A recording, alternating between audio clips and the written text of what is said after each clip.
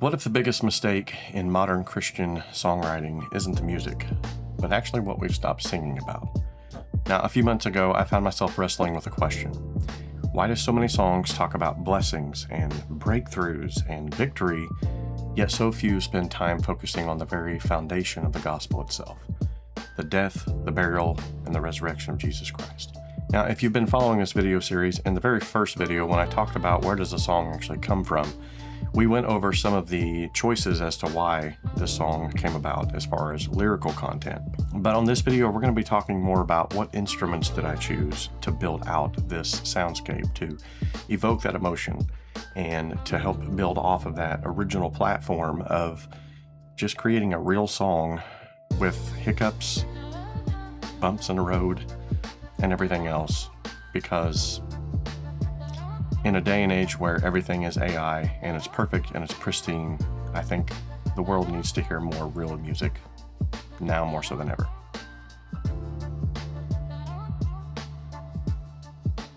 So again, that tension between the reverence of old hymns and the doctrine that was rich throughout those old hymns, and that modern music that I still know and love, and that tension between the two worlds of how do we get them, how do we create a bridge here? That was where I was kind of launching off of. Now that said, I wanted a sound that also felt current enough that someone listening today wouldn't immediately dismiss it as music from another era. Now, as outlined in the last video, every song does start somewhere. Sometimes it's a melody, sometimes it's a lyric or an emotion. This one started with a little bit of everything, but it was definitely rooted in the same burden of conviction. Now, the more I thought about it, the more I realized that the gospel isn't simply the doorway to Christianity, it's the entire house itself. I mean, everything literally rests on what Christ accomplished through his death, burial, and resurrection. Without those events, none of the rest of anything that we believe actually matters. And so I didn't want to write a song that merely references those truths. I wanted to write those truths to become the song itself. Now, the challenge was definitely figuring out how to communicate something ancient without making it sound dated. And the internal struggle was real. I mean, how do you preserve the weight of a hymn while embracing modern production techniques, and how do you bridge those two worlds? So this conflict that I had to solve would actually end up becoming the cornerstone of the entire process. In fact, the hardest part for me with this song, at first anyway, was simply finding the right musical foundation.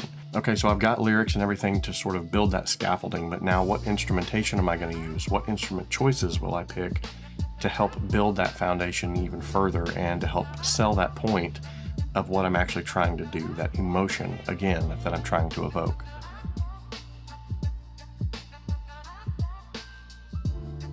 Now, for me, guitar remains one of the most effective songwriting tools that's ever been created. Possibly because I'm a guitarist, so I'm a little biased, but there's something to say about having wood and strings and fingers all connected directly to the creative process. No menus and no plugins, no distractions, no faders, just music. Now, as I'm even saying that, I'm reminding myself, what about the pedal board? But I digress. As I started working through the chord progressions, I used an acoustic guitar for this reason. I wanted that feel and that emotion to not be played through a pedal board, to not be played through something modern. So I wanted to start with those meager beginnings of just an acoustic guitar and a vocal. Now, as I started working through the chord progressions, I intentionally leaned toward movements that felt familiar to traditional hymns. So for instance, instead of just doing a regular G chord, a G to a C, I would switch it up a little bit. So for instance, instead of just going from a typical G to a C, I went with this little bit of a variation here.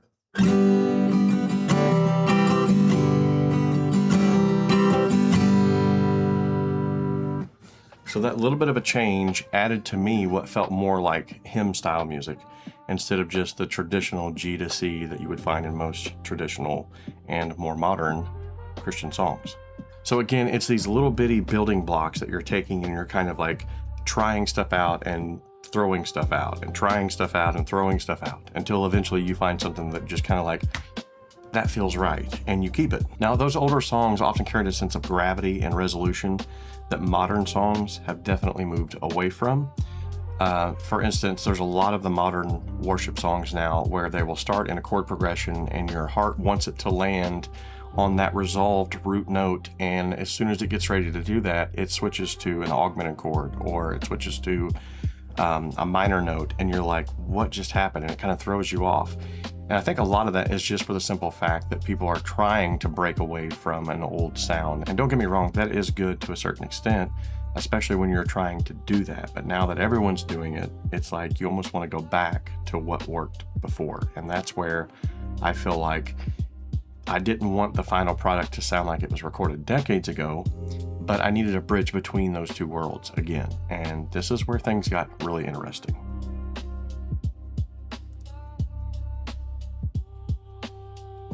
Now, one of the most versatile tools in this project was the Fishman TriplePlay Express. I know what you're thinking. This guy's wanting to go all traditional and then he breaks this thing out. Now, stick with me. I'm not a complete hypocrite, okay? This beautiful little product allowed me to convert my guitar performance directly into MIDI information. Now, regardless of whichever direction I took, I was going to have to use MIDI because I don't have a drum set, as you can see. I'm definitely not a violinist and don't have a violin of my own, which more to come on that.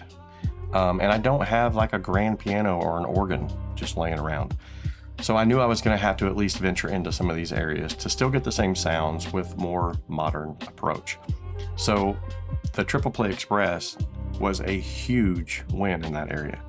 Now that might sound technical, but the creative implications are definitely enormous.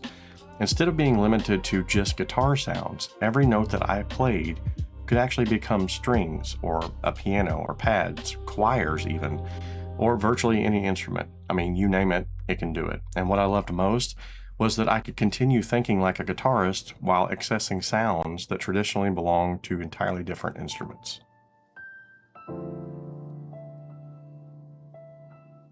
Now, expression certainly matters, especially when you're trying to communicate something as significant as the gospel story. Now, one piece of gear that added subtle character was the Joyo Mini Wah pedal that I just got from Joyo. I got this to replace this beast of a VW bus volume pedal that I used to have on here, the Behringer volume pedal. This thing is enormous. This thing, the Mini Wah from Joyo, it's actually compact, it's simple to use, but it actually carries two different purposes. Instead of just a volume for swells or for turning down to tune or whatever it might be, this thing actually offers the ability to also bring in the wah. So as a guitarist, I had to fight to put wah in a traditional hymn. I know. Now that said, what it did do, however, was allow me to introduce movement and emotion into certain passages without overwhelming the arrangement. And if done right and in the right way, with very much subtlety, you don't actually notice that it's missing until you take it out. So instead of drawing attention to itself, it rather became another tool serving the song. And that is an important lesson for all of you songwriters out there. The best gear isn't always the gear that gets noticed, it's the gear that helps the listener focus on the message. Now, every production decision should ultimately support the story that you're trying to tell and not compete with it. And for this reason, I unfortunately had to part with that wah sound.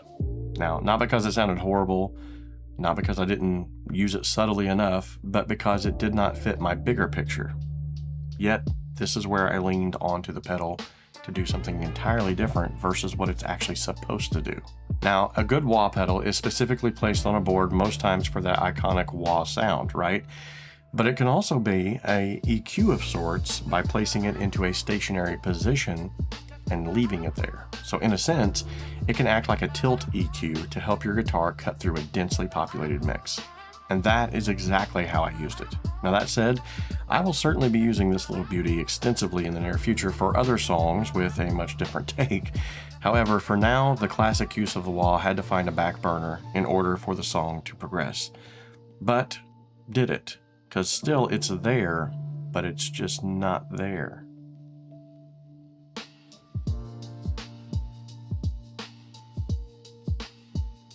Now, here's another thing that completely transformed my entire workflow. Hear me out. I used a 2-PC setup. My primary workstation is the Kreative Devices Mini PC. This is what handled the main recording and the production tasks. Alongside it was my older and slower streaming PC. Now, it goes without saying that modern productions can become surprisingly demanding. Virtual instruments, sample libraries, mixing plugins, mastering tools. I mean, everything adds up, and before you know it, your computer is going, no more tracks, I'm done. So having the Kreative Devices Mini integrated into the setup actually gave me another layer of capability while keeping the overall workspace clean and still manageable. Now, this has definitely been a practical solution that makes a lot of sense for creators who are working in limited spaces, and for a project that combined traditional songwriting ideas with modern production techniques. That flexibility actually proved incredibly valuable. One reason why this was hugely needed is I needed large track counts.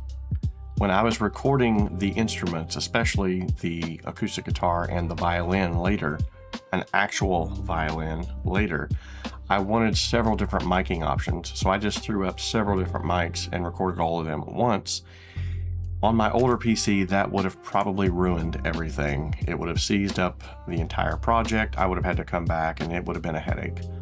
But having this second PC that's doing all the heavy lifting, I was able to do it flawlessly.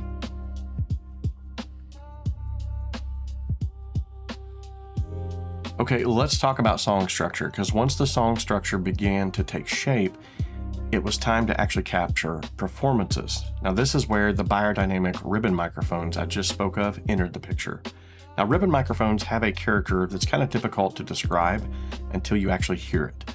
So there's like a natural smoothness on the top end, a richness, a depth in the mids and lows. Just listen to this for a moment.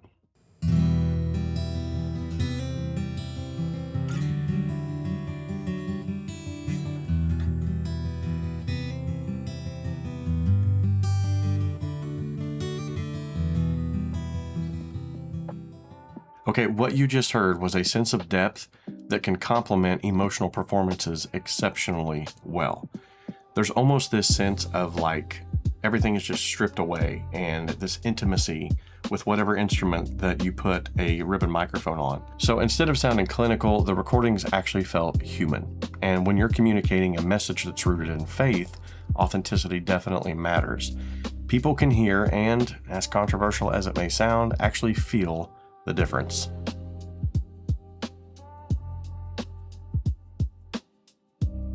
Now, if you remember in the first video, I talked a lot about building off of that very idea. The premise for the chord changes were intentional and felt more than just manufactured. I wanted chords that sounded like they led you in a definitive direction. Now, as I worked on this song, I found myself thinking about how God designed a universe governed by order and mathematics, and yes, even resonance. Every note we hear is built upon precise frequencies interacting in predictable ways. And that's the kind of thing that, honestly, as an audio nerd, it turns my crank. It gets me excited. Harmonics and overtones and phase relationships and sympathetic resonance, these all point to a world that was engineered with incredible detail. One that I would say also that is heavily influenced by sound. And while I don't view frequencies as possessing mystical powers, I do believe that music can be used as a tool to encourage and to comfort and direct our thoughts toward a better version of us, or conversely, can lead us astray from our core values. So in that sense, it's fascinating that the same creator who spoke the universe into existence also gave you and me the ability to communicate emotion and beauty and worship through organized sound waves moving through the air. Oh, and on a side note, did you know that there's even some folklore from Hebrew antiquity that says the Lord sang everything into existence?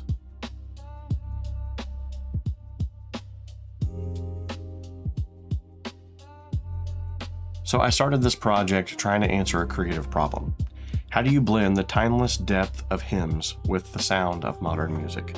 And what I discovered was that the answer wasn't found in choosing one over the other.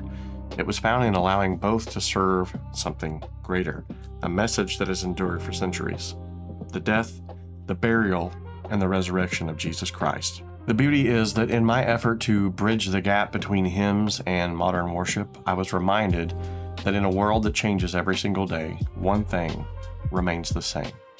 In fact, he said it himself, "I am the Lord and I change not." Jesus Christ, the same yesterday, today, and forever. So my friend, if you are looking around right now and you're thinking to yourself, the world is in chaos, everything is upside down, nobody knows what direction to go, there's so many things that's going on, remember, one thing always remains the same. That's comforting in a world of change. My friend, if you've enjoyed seeing the songwriting process, the gear behind the production, and the creative decisions that shape this project, let me know in the comments what part of the process you'd like to see next. By the way, thank you so much for spending your time with me, and I do know that time is a valuable commodity. That said, remember that we can dream alone, we can even create alone, but together, we can achieve so much more. God bless.